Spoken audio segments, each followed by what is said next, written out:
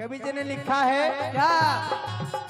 ओ एक दिन जाना पर है सबके कच्चा हारिया रे सवरिया उड़ के लाल की चदरिया ना।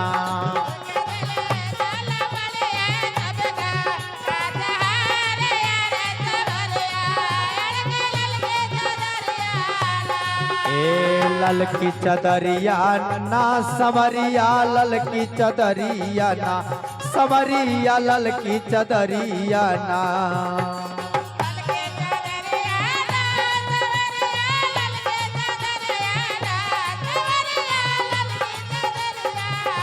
ओ एक दिन जाना पर है सबके कच्चा हारिया रे सवरिया उड़ के लाल की चदरिया ना।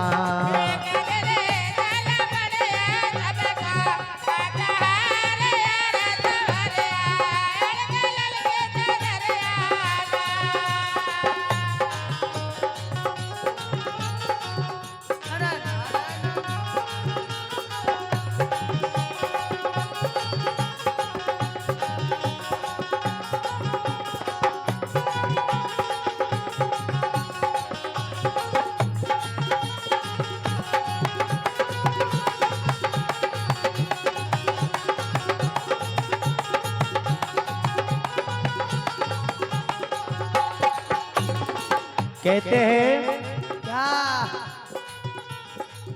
ए जहिया पाती बलम के आई कोनो बहाना ना चल पाई ओ कोनो बहाना ना चल पाई।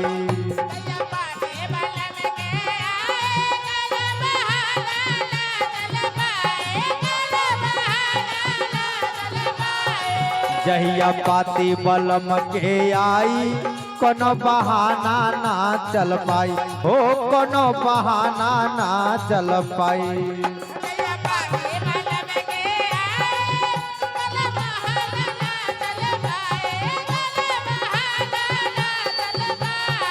उस दिन क्या होगा? क्या होगा? कि बन है घर ही के लोगवा कसी कसी के रसारिया रे सवरिया उड़ के लाल की चदरिया ना।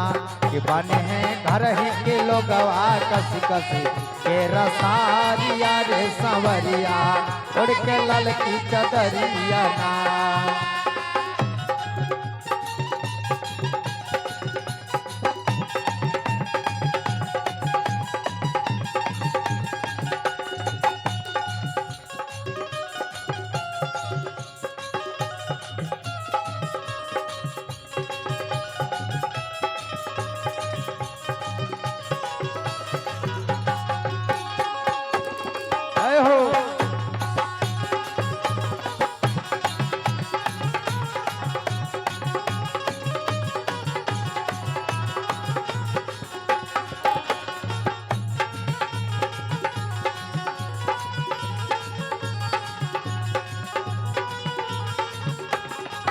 उस दिन क्या होगा?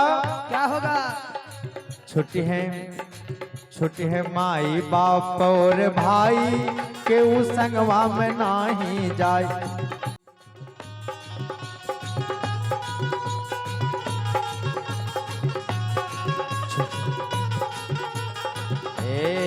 छुट्टी है माई बाप और भाई केहू संगवा न तहरा जाय हो केहू संगवा न तहरा जाय।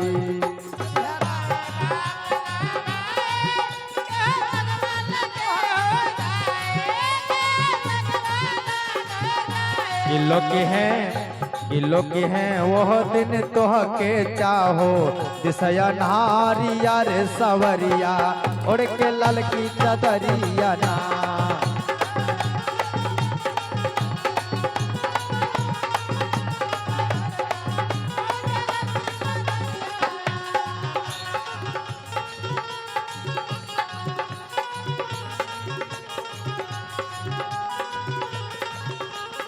एक कर्म भूमि है, कहते हैं हम आप जो कर्म करने के लिए आए वो कर्म नहीं कर पाएंगे ना, तो देखिए कितना बड़ा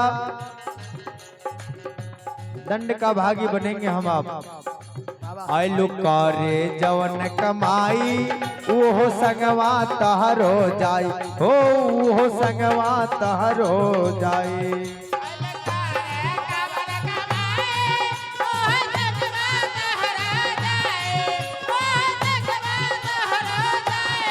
देखिए यहाँ भी जज साहब होते हैं, यहाँ भी कचहरी होते हैं, हाँ यहाँ भी हिसाब देना पड़ता है अन्याय करने के बाद, अन्याय करने के बाद, अत्याचार करने के बाद, और वहाँ भी हिसाब देना पड़ता है इस जीवन का।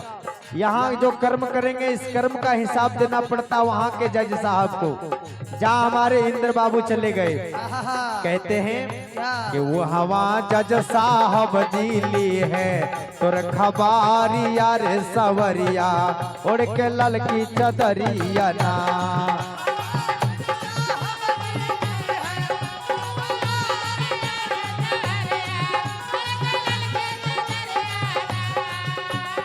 ए भैया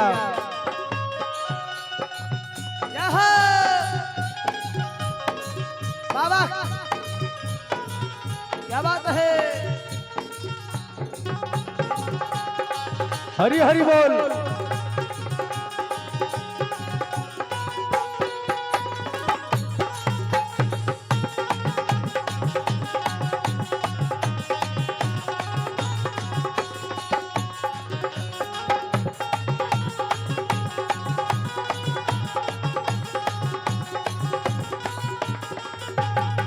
इसलिए अभी भी समय बचा है।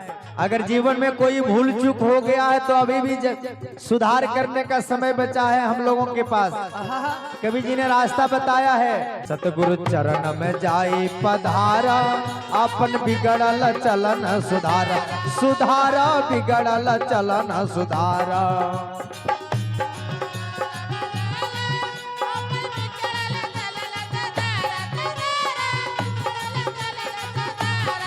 सतगुरु चरण में जाई पधारा अपन बिगड़ल चलन सुधारा, सुधारा बिगड़ल चलन सुधारा।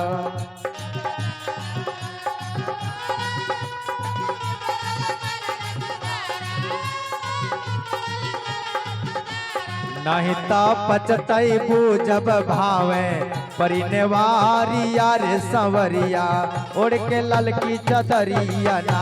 ओ एक दिन जाना पर है सबके कचहारी यार संवरिया उड़ के ललकी चदरिया ना।